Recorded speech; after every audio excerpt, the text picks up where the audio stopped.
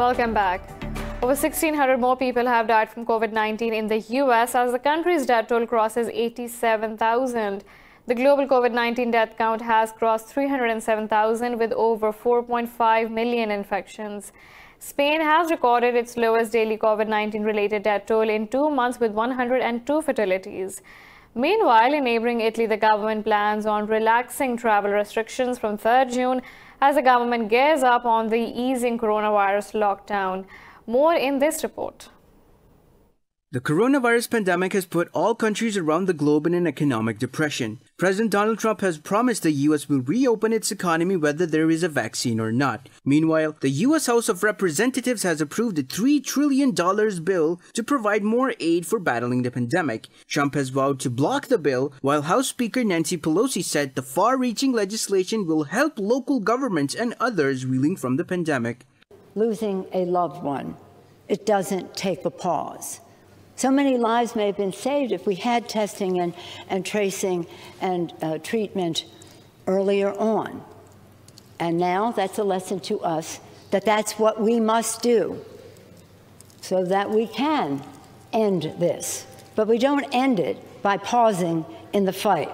The European Union has proposed its next long-term budget to kickstart growth on the continent headed for its worst ever economic downturn. The bloc is negotiating on how much of the proposed recovery fund should be handed out as grants to member states and how much in loans. Meanwhile, an EU study reveals the pandemic has placed unprecedented strain on families and working life. The UK says the increased percentage of people working from home can help implement social distancing rules. And that shows that 44% of employed adults are actually working from home compared to 12% last year. This is a change in habit, and we're expecting that people will maintain that and advising that they should.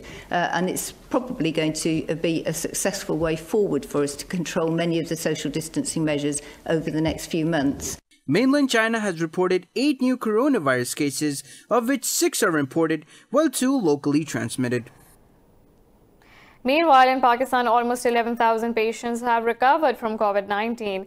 The health ministry says the country's coronavirus death toll has reached 834 after 31 died overnight. The ministry reported over 1,581 infection cases in the last 24 hours, bringing the total to nearly 39,000. It said nearly 14,900 tests have been conducted overnight, taking total to nearly 360,000. Meanwhile, Pakistan's Economic Coordination Committee has approved the emergency cash assistance to the labour amid pandemic. Pakistan says Indian and Israel's illegal occupation and brutality continue in occupied Kashmir and Palestine. In a tweet, Foreign Minister Shah Mahmood Qureshi urged the world community to act immediately over these issues. Qureshi said both longest-standing conflicts have been on the UN and Organization of Islamic Cooperation's agenda. The Foreign Minister said oppressive policy in Palestine and occupied Kashmir are to alter the demographic structure. He also said these unresolved crises are promoting fear and causing human rights violations. Occupied Kashmir has been under India's curfew for the last 285 days. Meanwhile, Pakistan has rejected Indian Army Chief's recent comments, leveling allegations against Pakistan and hurling threats. Foreign Office spokesperson Aisha Farooqi said these are part of India's desperate attempts to divert the world's attention from India's state terrorism in occupied Jammu and Kashmir. To stop Israel from annexing parts of the occupied West Bank, the European Union says it will make a diplomatic push. During a blocs meeting, EU's Foreign Minister Josep Borrell said the prospect of annexation violates international law. Borrell said the bloc will prevent Israel's incoming unity government from going ahead with the move that harms the chances of peace. He said the EU's diplomacy will involve talking to the US and Arab countries, as well as Israel and the Palestinians. Germany's Foreign Minister Heiko Maas said the EU is committed to the goal of a negotiated two-state solution.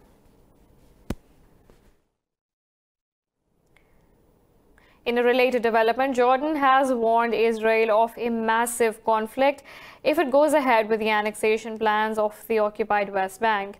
In an interview, King Abdullah II said there will be more chaos and extremism in the region if the Palestinian Authority collapses. The king said Jordan agrees with many European countries that the law of strength should not apply in the Middle East. He said the two-state solution is the only way to be able to move forward. Washington's plan, which favors Israel and was rejected by the Palestinians, gave a green light to annexation. Meanwhile, Israeli security forces fired tear gas shells on Palestinian protesters in the West Bank, injuring 5. Amnesty International says over 10,000 civilians are killed or injured every year in Afghanistan. In a tweet, the rights body said the civilians are paying the heaviest price of the decades-long war in the country. It said the conflict in Afghanistan continues to widen and the world must not ignore it. Earlier, it said the attacks on a maternity hospital and a funeral were unconscionable war crimes. Amnesty said there must be accountability for these grave crimes and civilians must be protected. The US and the Taliban have signed a troop withdrawal agreement which was aimed at ending the 18-year-old conflict. US Special Envoy Zalmay Khalilzad says a new date for intra-Afghan peace talks is under discussion. Talking to media, the envoy said the US has heard positive reports about the formation of an inclusive Afghan government. Khalilzad said it will be the best if intra-Afghan talks begin while there is still a significant US military presence in Afghanistan. The envoy said he will soon travel to push for a de-escalation in violence and the release of prisoners. Discussing recent attacks in Afghanistan, he said there are forces such as ISIS that do not want to see peace in the country. Meanwhile, the Pentagon said the US is continuing its drawdown of troops from Afghanistan and is expected to meet a timeline agreed with the Taliban. The United States officials say they will reduce to 8,600 troops by July 15th and abandon 5 bases. In another news, 2 Iraqi soldiers have been killed in an ISIS attack in northern province of Salatin. The attack comes a day after 3 people were killed in 2 separate terror attacks by the ISIS in Iraq's eastern Diyala province. Talking to media, a provincial security official said terrorists attacked a control point in Dujail district of the province. The official said the attackers quickly fled after the ambush, but an operation has begun to apprehend them. ISIS captured Mosul, Salatin, Anbar provinces and certain portions of Diyala and Kirkuk in June 2014, which were gradually taken back by Iraq.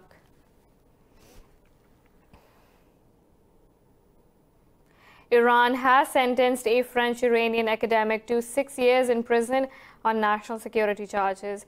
Fariba Adel-Khair, a specialist in Shiite Islam and a research director at Sciences Po University in Paris, was arrested in June last year. Talking to media, her lawyer said Adel-Khair is sentenced to 5 years for gathering and conspiring against national security. The lawyer said 1 year of jail has been given to the academic for propaganda against the Islamic Republic. He said his client is only to be expected to serve the 5-year jail term, which he intends to appeal. Adel-Khair's trial started on March 3rd, with the last hearing held on April 19th at Branch 15 of Tehran's Revolutionary Court. Yemen's government claims Houthi rebels have seized medical equipment aid by World Health Organization. In a statement, Information Minister Muammar al-Eryani said the WHO sent the medical goods and aid to hospitals in the regions. The minister said rebels seized the equipment in order to send them to their own supporters. He asked the UN to condemn the move by Houthis and demanded the group be enforced to send medical supplies back to the hospitals. Meanwhile, the government says it is trying to figure out a disease of an unknown origin which has killed hundreds of people in current month in Aden. Officials say the mysterious outbreak can possibly be lung plague or chikungunya fever, which is spread through mosquitoes. Turkey has criticized the EU over its Eastern Mediterranean statement, saying it is the last example of a fruitless discourse. In a statement, Turkish Foreign Ministry spokesperson Hami Aksoy said the European Union's declaration serves no purpose Aksoy said the approach encircled by Greece's illegitimate claims is not contributing to regional peace and stability. He said it is interesting, EU could not show unity over COVID-19, but doing it unconditionally when it is about Greek Cyprus. He said the bloc should act in line with Turkey and the Turkish Republic of Northern Cyprus' legitimate rights and international law. Earlier, the bloc's foreign ministers published a declaration urging Turkey to respect EU countries' maritime jurisdiction and sovereignty in territorial waters.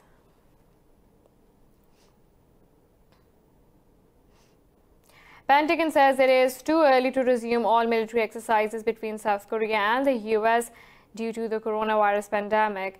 Pentagon spokesperson Jonathan Hoffman said the outbreak needs to be controlled before the full resumption of the exercises. Hoffman said the USFK command had continued to carry out maneuvering and conduct tabletop exercises. U.S. Forces Korea Command said it is maintaining restrictions on service members of post activities following an increase in new infections in the country. The allies had postponed their springtime combined military exercises scheduled for March amid the COVID-19 threat in South Korea. On the situation in North Korea, the spokesperson questioned Pyongyang's claims of 0 confirmed cases. In India, the number of COVID-19 cases has risen to nearly 86,000, exceeding China's infections.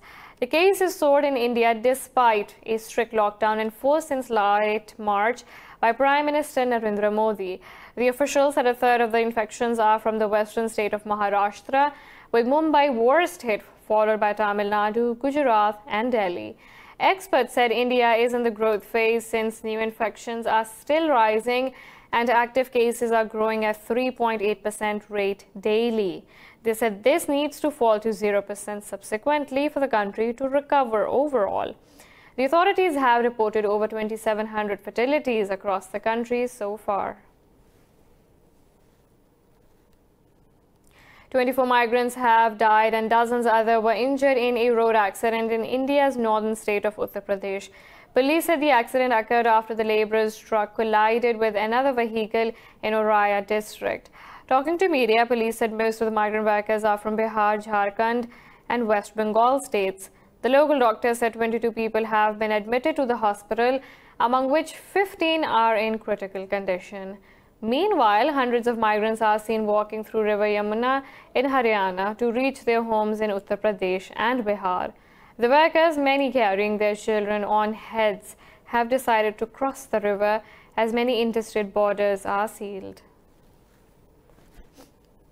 We're taking a short break, but stay tuned for more news.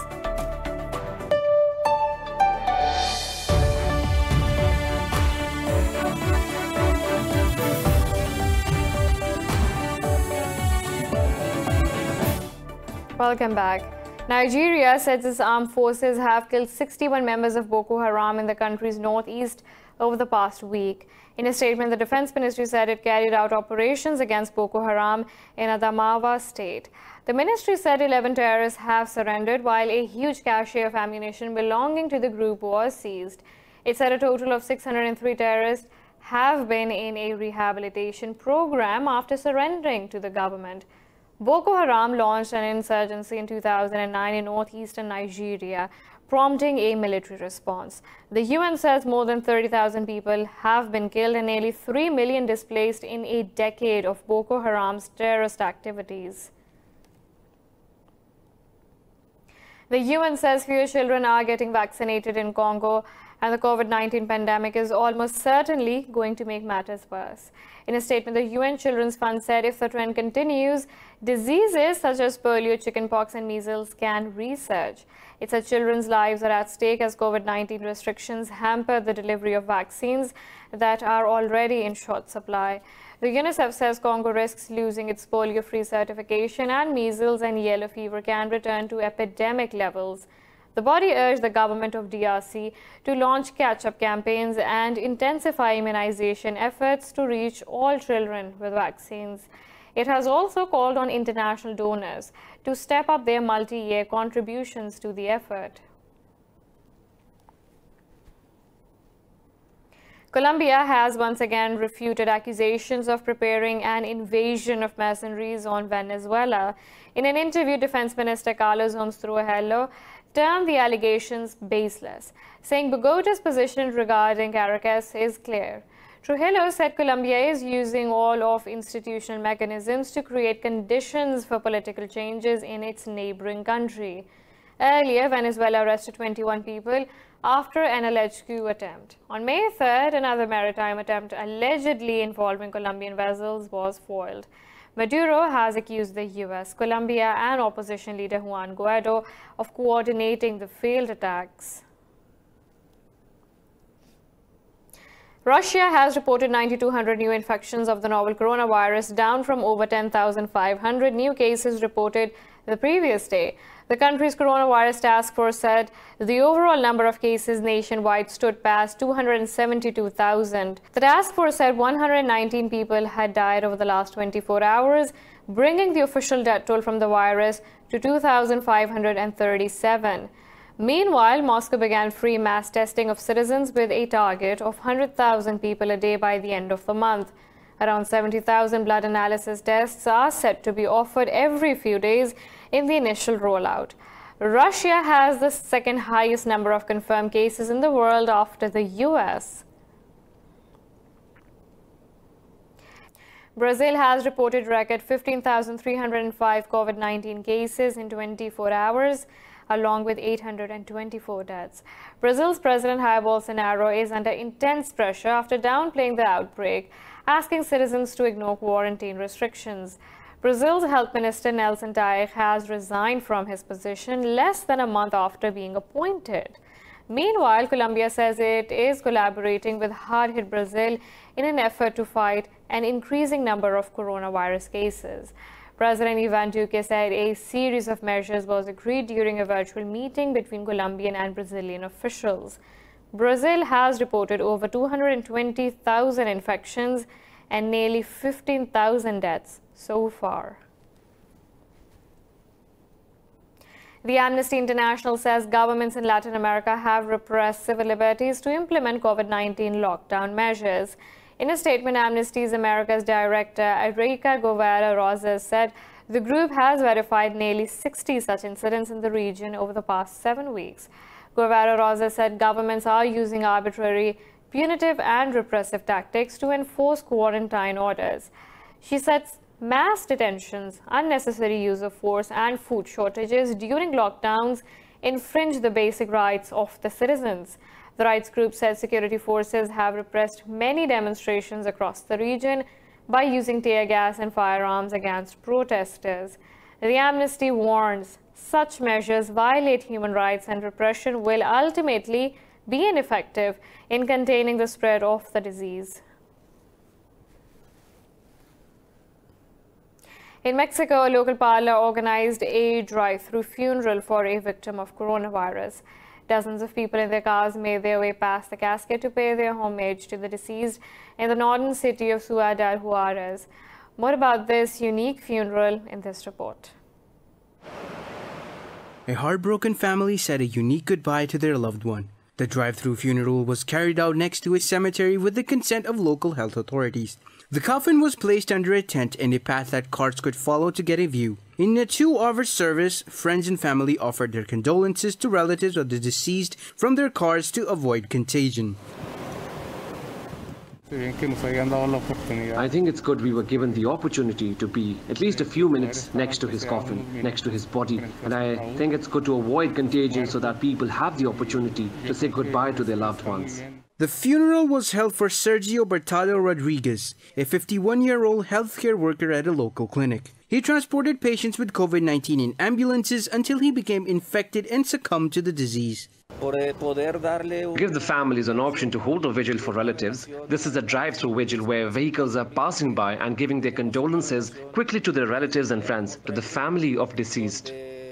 According to the official tally, there are over 45,000 confirmed coronavirus cases and nearly 4,800 deaths in Mexico. President Donald Trump says the USA is working with other countries to develop a vaccine for coronavirus. Talking to reporters at the White House, the president said Washington is also preparing for the vaccine's distribution once it is ready. Trump said a list of 14 promising potential vaccines have been made, which will be narrowed further. Answering media questions, Trump said he is considering making the vaccine available free of charge. We're looking at that, actually, but we're making a lot of progress on vaccines. But we'll be speaking to you very soon, and I think we're going to have a very good couple of meetings at Camp David. Thank you. In recent days, U.S. President Donald Trump has repeatedly accused his predecessor, Barack Obama, of seeking to damage his presidency. He refers to this conspiracy as Obamagate, but has not revealed any more details on the matter. But what is Trump actually accusing the former president of? Find out about this in this report. President Donald Trump seems to be targeting actions taken by law enforcement at the end of Obama's presidency. He pushed his allegations in a series of 120 tweets on 10th May. They included accusations that FBI Director James Comey had decided to remain loyal to the former president and withheld information from Trump. This was the first time the US president used the term Obamagate. Obamagate. It's been going on for a long time. It's been going on from before I even got elected. And it's a disgrace that it happened. And if you look at what's gone on, and if you look at now all of this information that's being released, and from what I understand, that's only the beginning. But there is nothing new about the US president's allegations. Prior to taking office, Trump had fueled speculation that Obama had not been born in the US. Since stepping into the White House, he's continued to blame Democrats for his own administration's failures. Now it's an election year, which has proved disastrous for his presidency because of the COVID-19 pandemic. Despite the urgency of this political crisis, the US president is still struggling to create a political narrative that could steer him to victory. You know what the crime is. The crime is very obvious to everybody. All you have to do is read the newspapers, except yours. Meanwhile, Democrats are leaning on Obama's legacy for Joe Biden's push for the presidency. Whether both parties' obsession with the former president helps them in the coming election remains to be seen. Now, China has called on UN member states to fulfill their financial obligations, saying the US owes the organization more than $2 billion. In a statement, Beijing said Washington owes $1.165 billion under the UN regular budget and $1.33 billion for peacekeeping budget. The US mission to the UN dismissed the call, saying China is eager to distract attention from its cover-up and mismanagement of the COVID-19 crisis. In a report on May 11th, UN Chief Antonio Guterres warned there may be significant delay in payments of peacekeeping operations around the world. On Thursday, 50 of the 193 member states, including China, paid their contributions in full. The US is the biggest contributor to the UN budget, paying 22% of its annual running costs and 25% of its peacekeeping operations. We're taking a short break, but stay tuned for more news.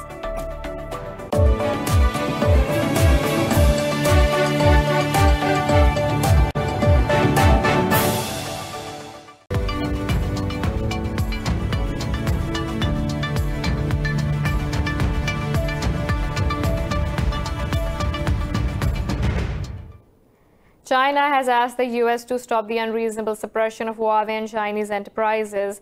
This comes after Washington announced new export controls to restrict the tech giant's access to semiconductor technology. In a statement, the Foreign Ministry said Beijing will firmly uphold Chinese firms' legitimate and legal rights and interests. The ministry said the Trump administration's actions are destroying global manufacturing, supply and value chains. The new restrictions will cut off Huawei's access to one of its major suppliers, the Taiwanese chipmaker. Meanwhile, White House advisor Larry Kudlow said the US-China Phase 1 trade deal is not falling apart and the two countries are working to implement it. LATAM Airlines Group is set to lay off 1,400 employees. That is about 3% of the company's workforce. In a statement, airline CEO Roberto Alvo said the board has no option but to downsize the company.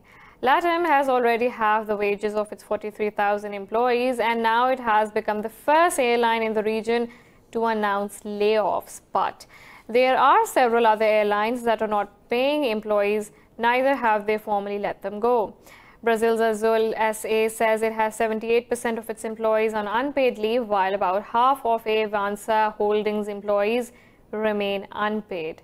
Meanwhile, Air Canada is laying off approximately 50 to 60% of its employees from June 7th.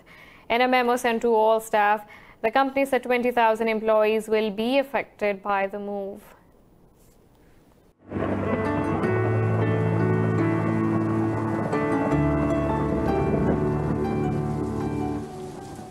Now let's look at the weather from around the globe.